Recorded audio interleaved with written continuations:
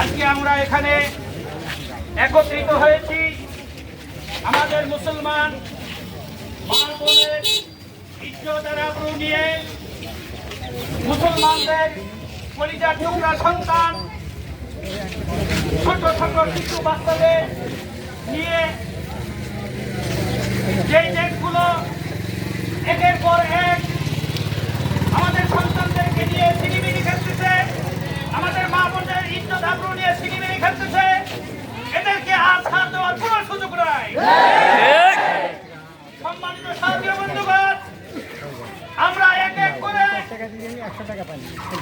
প্রত্যেকটা মুসলিম দেশের প্রত্যেকটা নাগরিক যদি একটিবার জাগ্রত হয় আর এই জাগ্রতার জামানলে পড়ে তারা তছনছ হয়ে যাবে, এর মধ্যে কোনো সন্দেহ নাই।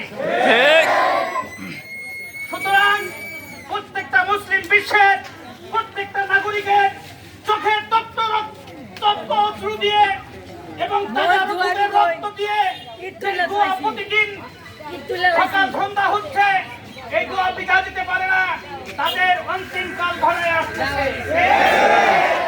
অতএব আমি সতর্ক করতে চাই, যেই সমস্ত রাষ্ট্র যেই সমস্ত দেশ মুসলমানদের উপর একের পর এক নির্যাতন নিপীড়নের স্টিল রুলার চালু করেছে, এখনো তোমাদের সময় আছে, সতর্ক হয়ে যাও, অন্যথায় তোমাদের খোঁজও পাওয়া যাবে না।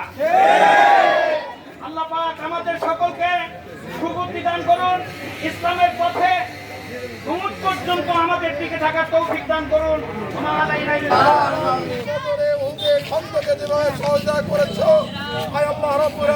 তুমি গাজাবাসীকে সেইভাবে সহযোগিতা দাও, বিশ্বের সকল মুসলমানদেরকে তুমি হেফাজত করো, আল্লাহ সকল মুসলমানদেরকে ঐক্য হওয়ার তৌফিক তুমি দিয়ে দাও।